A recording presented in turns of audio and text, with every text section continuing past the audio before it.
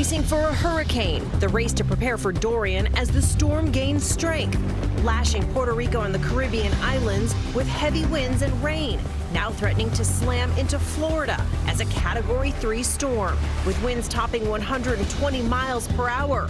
The new track and timing as we head into the holiday weekend, we're taking you inside the storm with the hurricane hunters. Airlines on alert for the storm and the holiday rush. With millions set to fly, more than 100 flights already canceled. Will this be a nightmare weekend for travelers? Urgent vaping alert.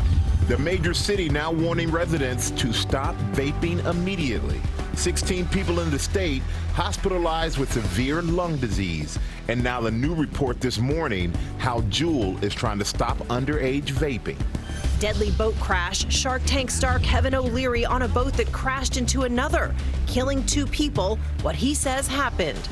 Candid camera, Ring doorbell cameras, helping hundreds of police departments form a new neighborhood watch. Now, the new privacy questions. And eruption in Italy.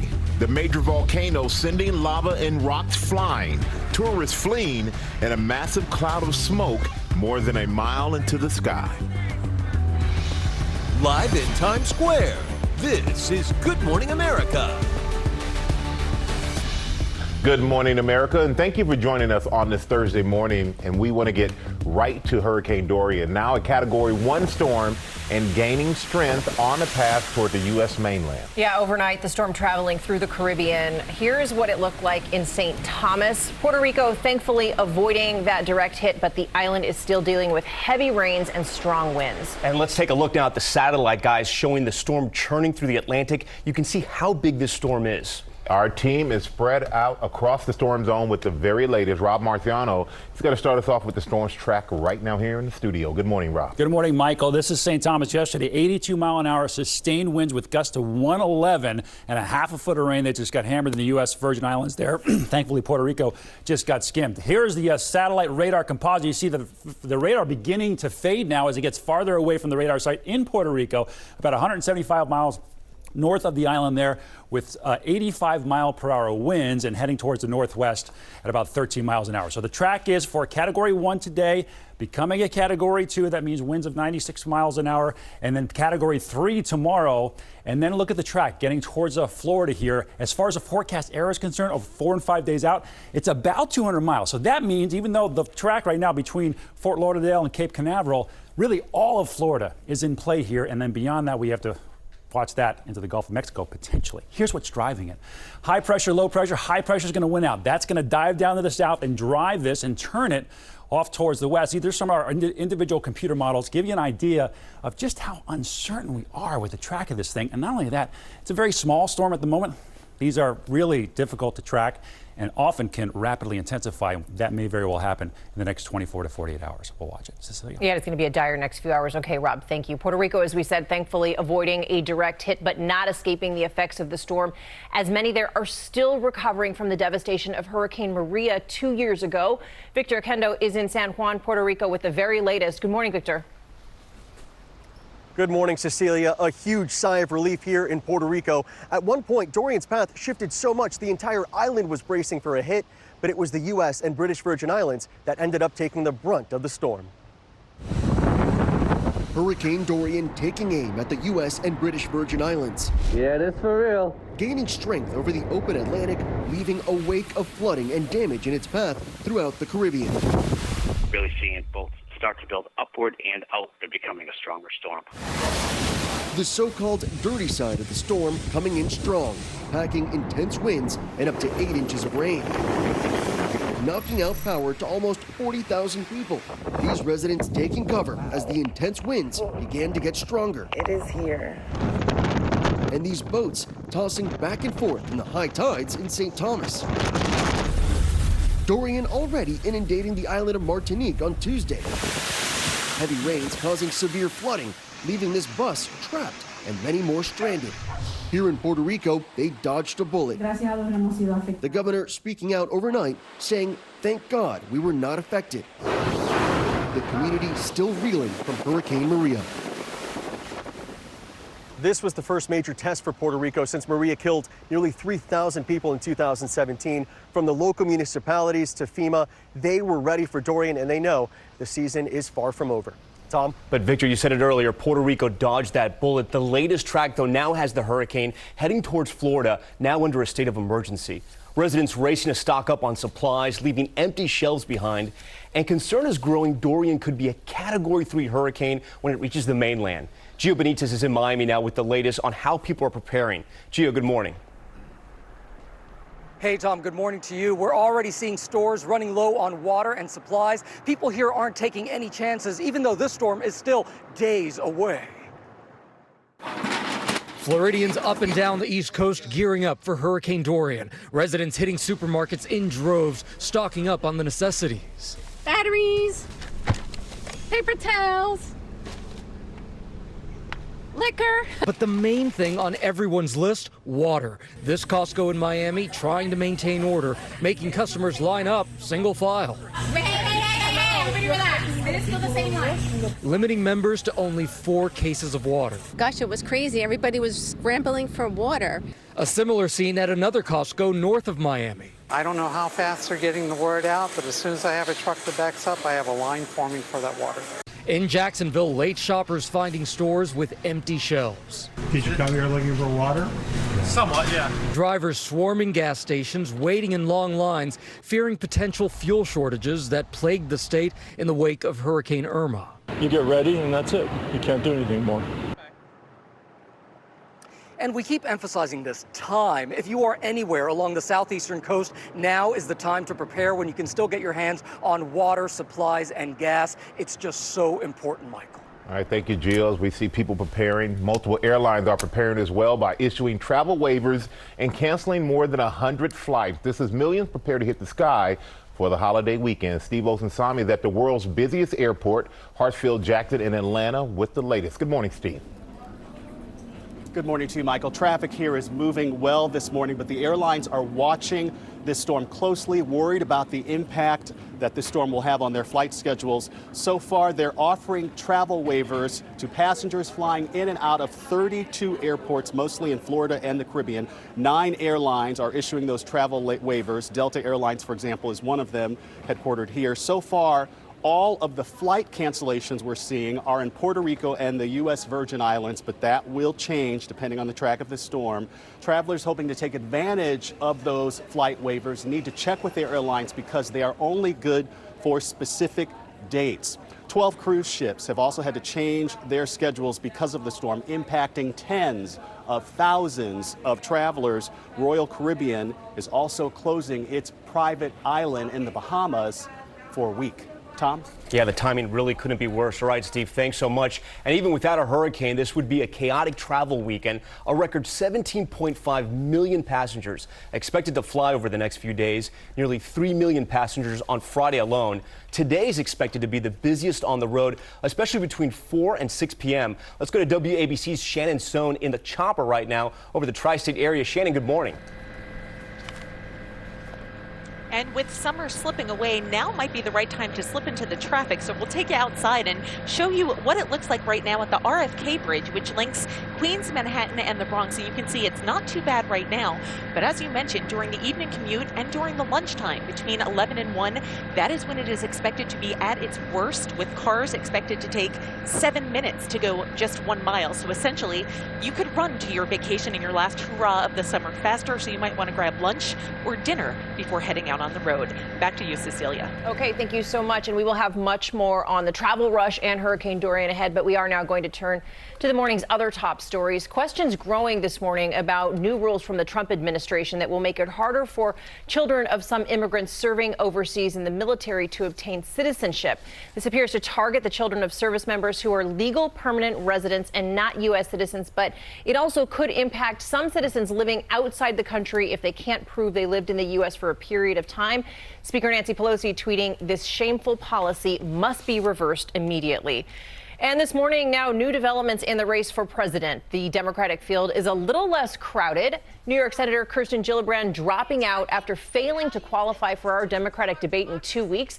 Gillibrand had been struggling in fundraising and in the polls. She says that she will endorse one of her former Democratic rivals in the primaries. 20 candidates still in that race, and you can see the next debate Thursday, September 12th, right here on ABC. Michael? All right, thank you, Cecilia. We're going to turn now to the investigation into the fatal crash involving Shark Tank star Kevin O'Leary. He was a passenger on a boat that collided with another, killing 2 people. TJ Holmes is here with the story. Good morning, TJ. Hey, good morning to you. And it was Kevin O'Leary himself, not police, that revealed that he was involved in this fatal collision. But in his statement, he pointed out that it was the other boat that didn't have navigation lights on, and it was the other boat that fled the scene. Well, police are now contradicting some of that statement and trying to figure out how 2 boats on leisure cruises resulted in 2 deaths. Kevin O'Leary has been a shark on the hit ABC show the past 11 seasons. The chances that this is a business are practically zero. This morning, he finds himself at the center of a police investigation after revealing he was on a boat involved in a fatal collision on a lake in Canada over the weekend. O'Leary said in a statement that the other boat had no navigation lights on and then fled the scene of the accident. Police say both boats left the scene, and police are asking for any witnesses to come forward. Police are also trying to determine if alcohol was involved. 64-year-old Gary Poltash of Florida died at the scene. 48-year-old Suzanne Brito died of her injuries days later at the hospital. 3 other people on the boats were also injured. Poltash's brother, Lawrence, tells ABC News, "I hope that it was a pure accident and nothing more. That's just hope." There has to be a better way. The businessman and reality TV star, who says he is, quote, fully cooperating with authorities, has a home on the lake in Ontario and often posts pictures from there on social media. And just last summer posted this picture of what he called his new bat boat. O'Leary says, "My thoughts and prayers are with all the families affected." Now, O'Leary says he is cooperating fully with authorities, but guys, they point out at night on a lake, you have got to be careful. You cannot see a thing, but it's going to be key whether or not those navigation lights were on. Right or wrong, 2 lives were lost. 2 lives gone. All right, thank you, TJ. You got it, guys. All right, now to that new medical alert about vaping. The Milwaukee Health Department urging residents to stop using any e-cigarette product immediately. ABC's Kaylee Hartung is here with the details. And Kaylee, this is a major move. It is. Good morning, Tom. Earlier this week, we learned of the first death believed to be associated with vaping. Now, one city's health officials are issuing a very direct plea in an effort to protect its citizens. This morning, an urgent warning from one major city. Stop vaping now. After 2 people, we should probably have sent out word sooner. But I'm glad we're doing it now. Milwaukee's health department urging residents to stop using any e-cigarette devices immediately after 16 people in Wisconsin were hospitalized with severe lung disease. According to health officials, patients ranging from teens to people in their 30s, all users of vape products, and many report using vaping oil infused with THC, the active ingredient in marijuana. Kim Barnes' 26-year-old son Dylan among them. She says he'd been vaping for less than a year and almost died earlier this month. Doctors putting Dylan, who has asthma, in the ICU after finding damage to his lungs and heart. He was diagnosed with pneumonia, treated and released. I didn't think he was going to come out of it. I thought that I was seeing my son the last time. This alert coming just days after officials in Illinois announced the first death believed to be related to e-cigarette use. The CDC is currently investigating nearly 200 cases of severe pulmonary illnesses linked to vaping in 22 states. Like 20-year-old Alexander Mitchell from Utah, the once avid hiker turned e-cigarette user, hospitalized earlier this summer with acute respiratory distress syndrome, kept alive by 2 advanced life support machines. I don't have the stamina that I used to. I don't have the strength that I used to. They're hopeful I'll recover. 17-year-old Tristan Zofeld started vaping in the 8th grade. Last month, he was put into a medically induced coma because of a blockage in his lungs. I woke up just throwing up everywhere, and my heart was just pounding out of my chest, going 100 miles an hour. These warnings are being delivered in very broad strokes, and that's leading to some criticism. The Vape Technology Association saying public health officials have a duty to warn with facts, not scare the public without facts. And the CDC and the FDA, they acknowledge they need to gather more information, specifically what substances and products triggered each of these cases. Guys, they know it's not just nicotine that's being vaped. Yeah, but with all these warnings out there, Juul's now going on the offensive this morning. They're pledging $100 million.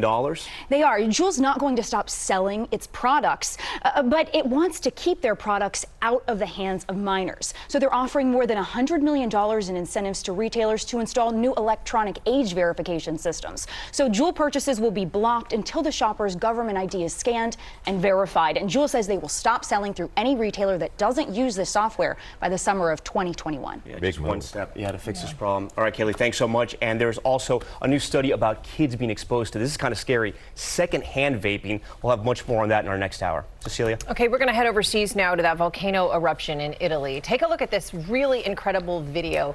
The famous Stromboli volcano sending lava and smoke spewing into the sky near the island of Sicily. Residents and tourists were forced to flee. ABC's James Longman has the latest on this. Good morning, James.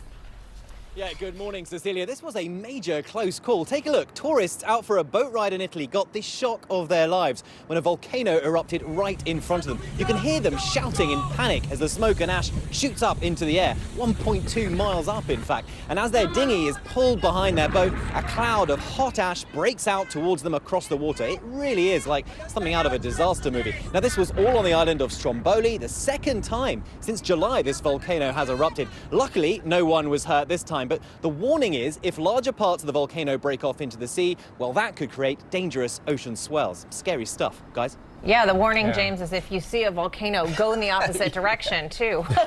Yell at that captain, just go. Faster, faster. That's right. All right, thank you, James. We're going to go now to the U.S. Open and a big win for Serena Williams, surviving a scare at the Open last night. The 23-time Grand Slam champion dropping the first set to unseeded 17-year-old American Kat McNally, but she battled back to take the match in 3 sets. And Serena, she's now a perfect 19-0 in second-round matches at the U.S. Open. Her opponent wasn't even born when Serena won her first U.S. Open title in Queens, and she now moves on to the third round. And you can see all the action on ESPN and ESPN2. You talk about, and Serena's young to me. Yeah. All of that make me. Us. So. You're safe. All right, also this morning, we're following new developments in a tragic crash involving the so-called fastest woman on 4 wheels. What happened when she tried to break a record, get this, hitting more than 500 miles per hour in a car? The investigation right now. And the new privacy concerns this morning over those popular Ring doorbell cameras as the company partners with hundreds of police departments around the country. But first, let's go back over to a very busy Rob Marciano this morning. Good morning again, guys. A quick update on other things that we have to deal with Hurricane Dorian rainfall. This is one of our computer models that indicates a foot or two of rain across parts of South Florida. Miami has seen over a foot of rain above average already. Now, you're talking about areas that are close to sea level and a high water table, and then on top of that, a new moon this weekend. So that's not good for flooding inland. All right, Houston, Texas, look at this. You had some severe weather last night. Big time winds and rains blowing that sideways. You're familiar with hurricanes, none coming your way thankfully soon, but that was a rough night. And now we have a severe weather threat today across the Midwest, Omaha to Des Moines, Davenport, up through Milwaukee and Chicago. Strong winds, large hail, a tornado or two possible as this cold front slides down to the south. Your local forecast is 30 seconds away. But first, your hot cities, sponsored by Jeep Wrangler. Sick and tired of running circles for miles and miles that I told Yo, Jam, we gotta get to the show. Get on the bus.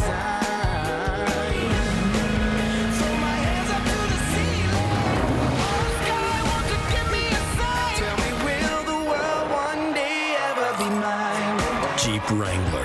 Freedom to do it all. Well-qualified lessees get a low-mileage lease on the 2018 Jeep Wrangler for $269 a month. A perfect day for kids that have to go to school, or for some of you who just want to get outside and get a little exercise in. A cool start this morning, 50s to lower 60s by noon today, 78. The wind picking up just a little bit. We'll have a breezy day coming your way with a high of 84, but lots of sunshine. And 88, your high temperature tomorrow with sunshine. Some clouds will start to build on Sunday, and the humidity will start creeping upward. On Monday, 86 degrees for your Labor Day weekend with a little bit of rain coming the tail end of the holiday. Let's go international. Look at this video out of Madrid, Spain. It's been a rough week earlier. There's flash flooding, epic stuff coming down there with rainfall in that hilly city, and a tornado just to the south in Spain. Truth be told, our EP Michael Korn was there. I don't know what he said or did to upset the gods, but things are a little rough there right now. Well, he's keeping you and your team busy. We'll be right back.